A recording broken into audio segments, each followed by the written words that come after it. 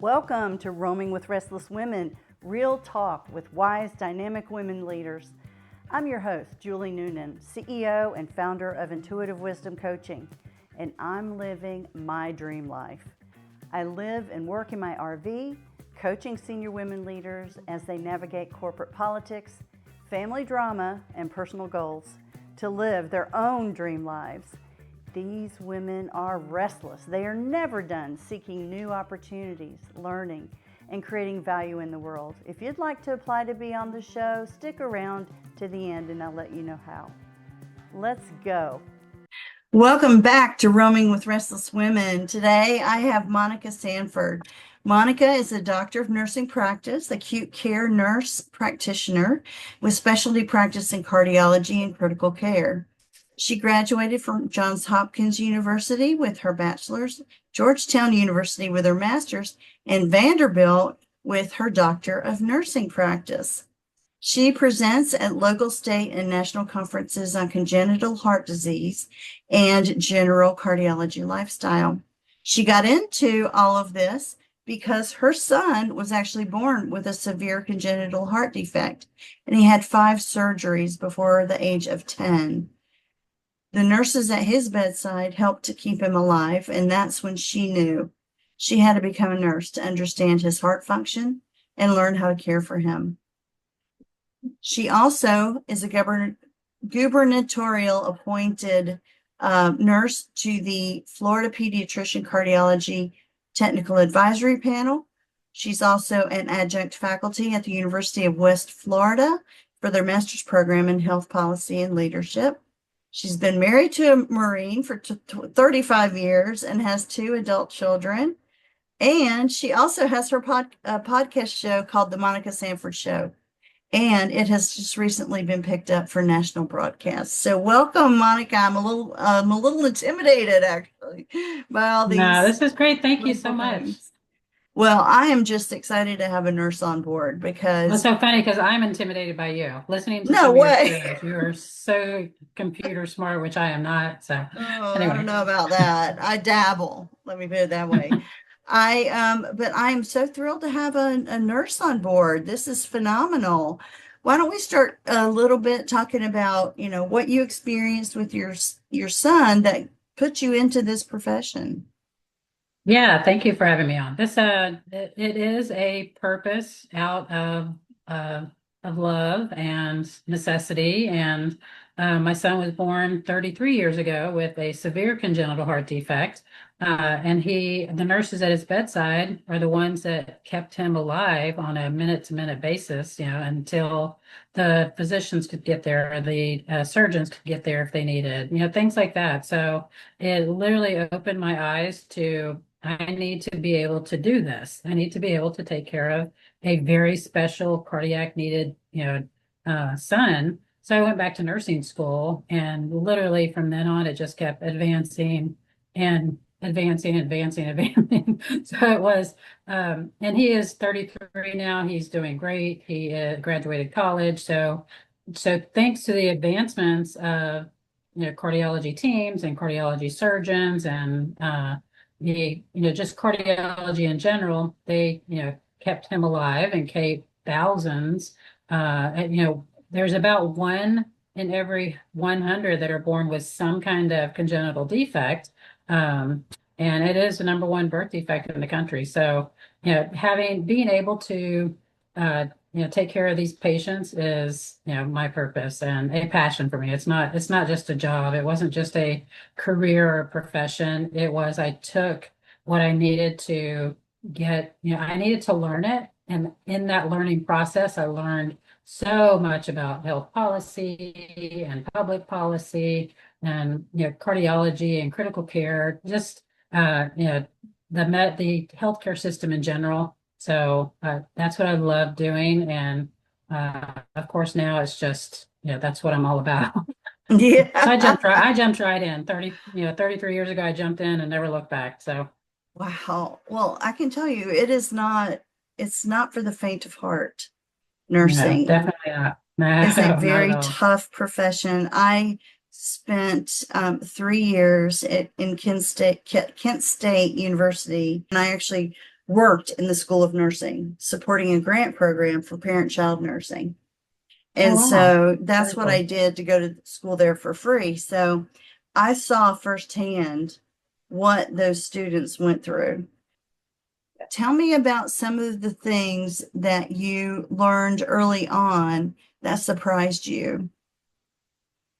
In medicine in general, yeah, and I have to go back to kind of the purpose and stuff because one of my Mm-hmm. favorite quotes, and I don't even know who said it, was that the two best days of your life are when you were born and then you remember, you find out why type thing. That Yeah. quote of that some quote of that nature. But and it was, you find out why you're doing something. And when you mentioned my podcast, that is literally have people on talking about their why. So my why is cardiology, and to get back to your question, it is uh, the surprises in healthcare in general. It's how many patients or how many people in general did not have access to care, and Mm, nurse practitioners have stepped in that kind of barrier to access. They have and in health policy and public policy, why I do the things I do is sometimes it's patients live in communities that don't have transportation to get to their clinics, or they don't have broadband to have a telehealth visit, things like that, that you have to go to your legislators and ask them. And if you don't ask them, they don't know what you need. And so when I go yeah. and I say, we need a bus route to this area to bring them to my free clinic, or we need broadband in this area to let them have telehealth, or, things of that nature. So I didn't know it, of course, 30 years ago. You don't think of that type stuff, I guess. But then as I grew into nurse practitioner and seeing my patients, and you talk to them and see how privileged some people are to have just access right there. And there are no barriers to care. They have the insurance, they have everything they need. But a Yeah.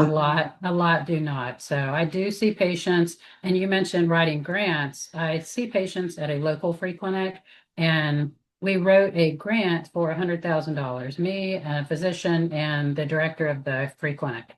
And we won the grant.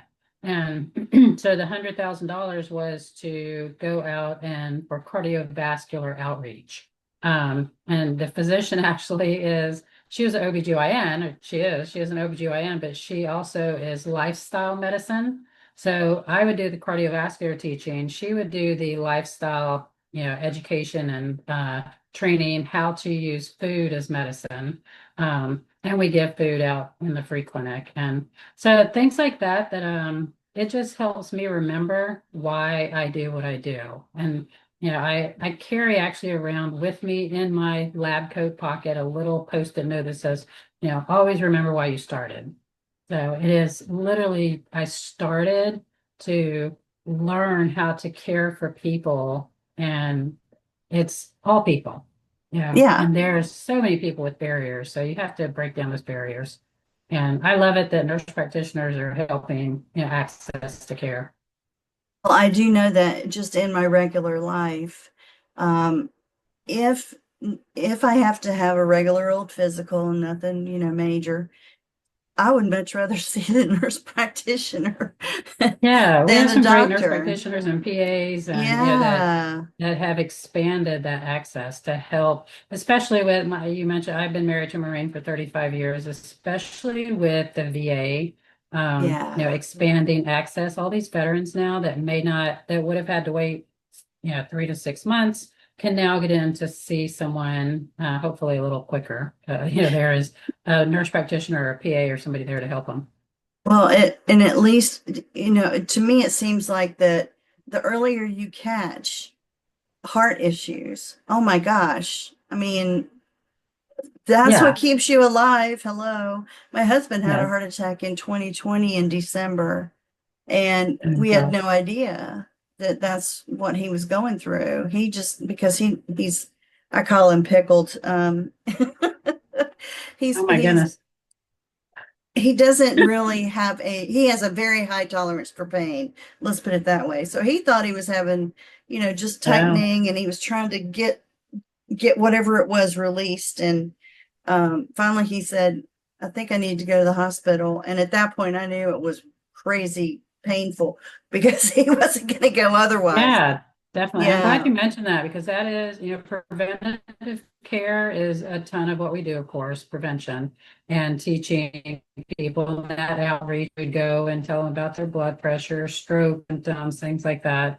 But it is, and I try to focus a lot on women because women have these just kind of generalized complaints and general overall fatigue or if you think something's wrong, go get it checked out. Don't wait. Don't, people, and that was the other thing. A lot of providers want to just put women off saying you're getting older, you're gaining weight, you have hormones, you're in menopause, stress, all this kind Yep. of stuff. Don't let them do that. If you know something's wrong, then you have to have it investigated and checked out. And, go to someone that will listen to you, put it that way. But Absolutely. Well, I do know that in the American Heart Association, We're Red for Women, I was involved in those efforts when I was in Nashville, good.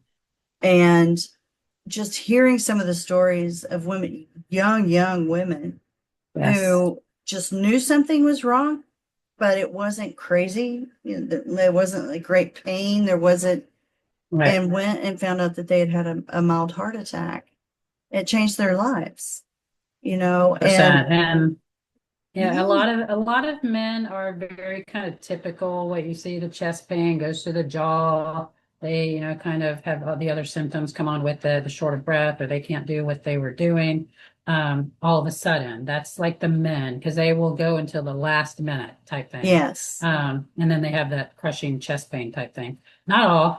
Like your husband, if he has generalized symptoms, go something's wrong. Yes, definitely go be seen. But women definitely have the kind of bra banding pain where it's just all around their chest and in the back of their, between their shoulder blades. And they're, kind of short of breath doing the normal routine, going grocery shopping, going, doing laundry, carrying stuff. And they're going, I can't do what I was doing last month. Things like yeah, that. The fatigue is huge. It's like, I wasn't this fatigued last month. Something's going on. So right. those are red flags that need to be checked out. It's So. easy for And not women to get to, down a cardiology course, sorry, or oh a cardiology no, class. I love that because I think it's a great reminder because it is for women a lot more subtle, some of the Oh gosh, yes, signs. yes, And women tend to blow off their own symptoms because they think, yes.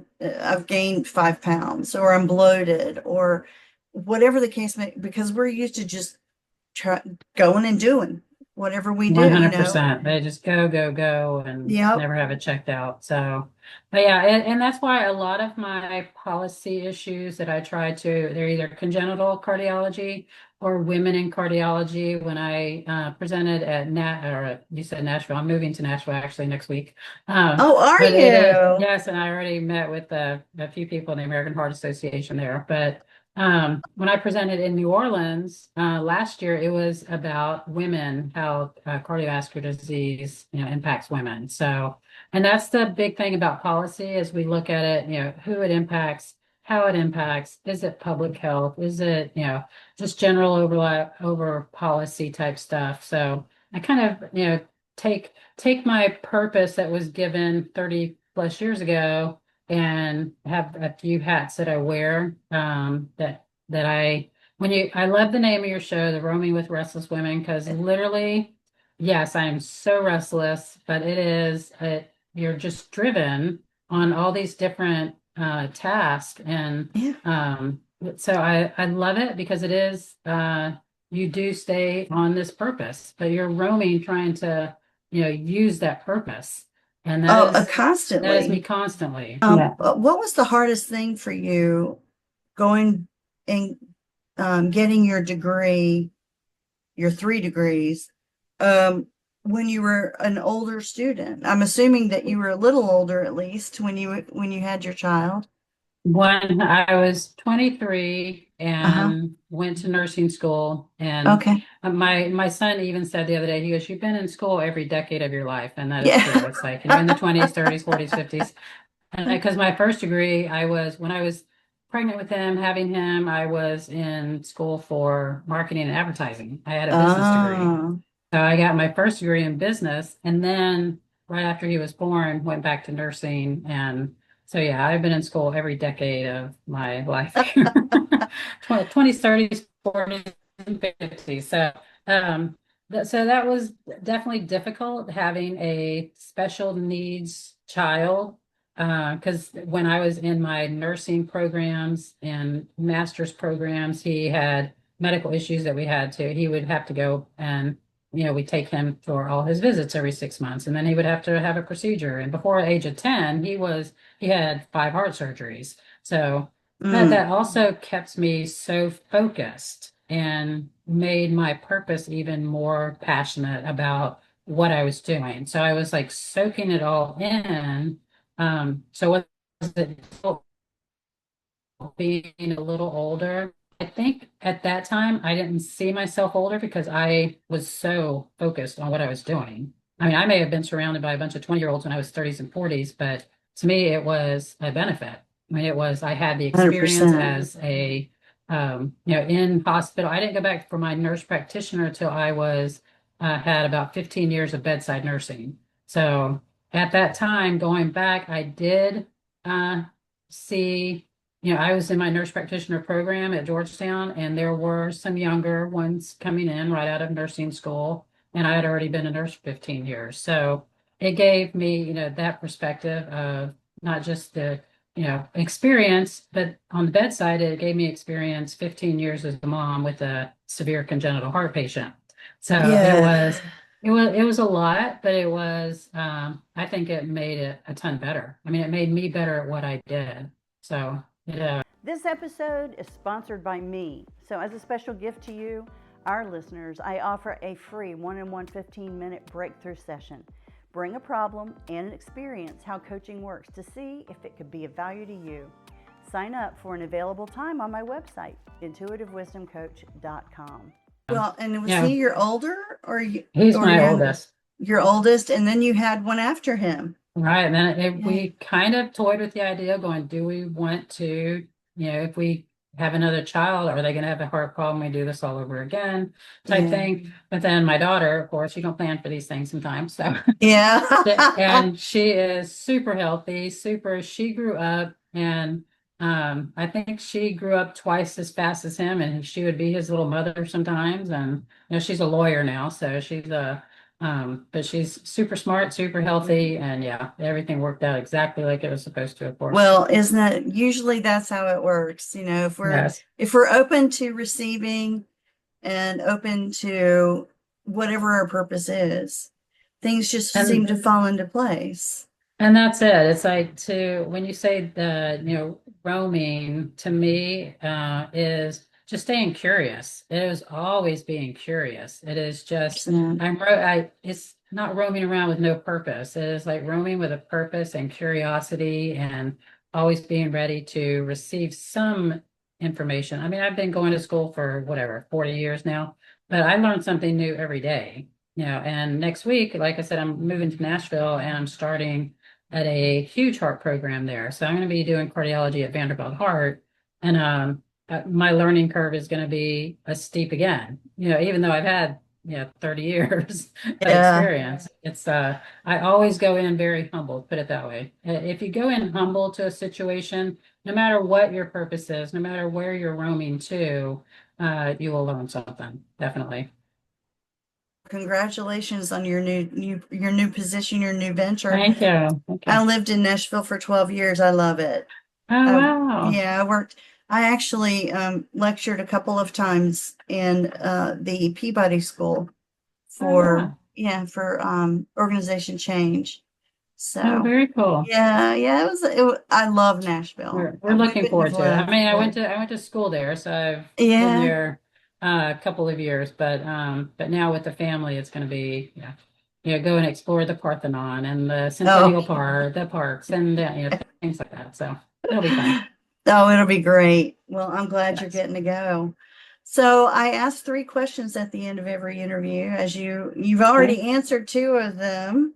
Oh, wow. Okay. With the roaming and the restless, but I will ask you to close your eyes really quickly And describe to me what appears in your mind's eye when I say wise woman. Oh, wow.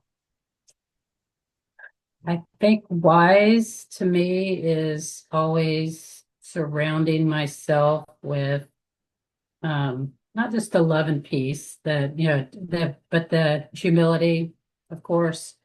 Um, because wise is taking all of that knowledge, all of the information, and making changes for better. And just always surrounding yourself with like-minded people, people that are always on that roaming kind of adventures that your mind wants to go to, but then being able to use it for, a good purpose. I mean, I hate to just use the word good, but it's a genuine purpose.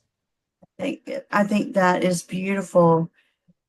The purpose is something that a lot of people struggle defining for themselves sometimes. And they think always that it has to be some big, huge, life altering, whatever it is. And it comes from this cathartic moment. And a lot of times Right. it's not how it happens. It comes from Yeah. learning about yourself and seeing where you can help the world and other people in the world, I think. Um, you don't really have a purpose if you're all about you, in my Exactly. mind. Yeah. And my daughter is in that, she's about to be 30, but she is in that realm now of, what kind of law she even wants to practice. What is her Yeah. purpose in law? And it's like you have this gift, and how are you going to use it to help, more people? How are you? So it doesn't have to be, like you said, this, you know, catastrophic event or something. It can be, definitely, but yeah, how do you take that gift and that purpose? What do you and give back? And that is actually the biggest gift. When I see patients at the free clinic, that is like a world of gift to me. For me to be able to take care of them. I'm self-employed, so I had to purchase health insurance for myself and my husband because he's retired. And it's been a very interesting situation because rather than going to, with what my insurance would pay for kind of the high end of healthcare, now Right, we're experiencing the clinic side of healthcare, the community side of healthcare. And I'm actually finding it more right. responsive and more Oh holistic. gosh, yeah, Because I was getting tired of being sent to 8,000 different specialists when my GP in Nashville used to be able to do 90% of that. And only if I had a real problem did I have to go see a specialist. And right. um, I think the clinic itself that I'm going to now really looks at me holistically and is taking care of what really needs to be taken care of. So love my nurse And we take practitioners. care of it very well, good. Good to Yeah. hear. Now, and even at the free clinic, I have to order, if I had to order one thing, because we have to do everything, kind of on a budget, we're at a free Yeah. clinic. And, it's like, what is that one thing I can order or get or something that will give me huge information, all the information I need. So Yes. it makes me look at, because I also do inpatient critical care cardiology or inpatient hospitalist, and, we can order a bunch of stuff that we need. But in the free clinic, we can't do that. So, Right. I see the both sides of the healthcare system. Yeah. It can be tough. I hope that we make some progress in that area Yeah, this over the yeah. next however long it's going to take. It's We'll see. perpetually changing. Perpetually. Yes. Yeah. Well, thank you so much for being with us. This was so fun. Thank you. I love your Yeah. energy too. Your energy is so like very peaceful. Oh, well, I'm masking it really well then. No, I Yes, love my but no, because life. on my podcast, it's like, anyway, it's a lot sometimes to get into Okay. stuff. Well, I love just talking and I love my life. So Yeah, very it cool. makes a difference. Yeah. Well, thank you so much. And Thank you. if someone wants to get a hold of you, how do they do that? I am at therealmonicasanford.com. That's all my show, and you can find me on Facebook and LinkedIn, Monica Sanford. So all the social media stuff. I just started my Instagram page, so it's not a whole lot, but it's my daughter's helping me with that. Sounds But like everything, me. the realmonicasanford.com is my podcast. But The thank real you. Monica Sanford. We'll do it. Thank you so much. Thank you. Julie Noonan here. Thank you so much for listening to Roaming with Restless Women. If you're a successful senior woman leader who would like to be on this program, please visit podcast.intuitivewisdomcoach.com. If you enjoyed this interview, please share this episode on social media and make sure to subscribe so you don't miss any future episodes. Your thumbs ups and reviews go a long way.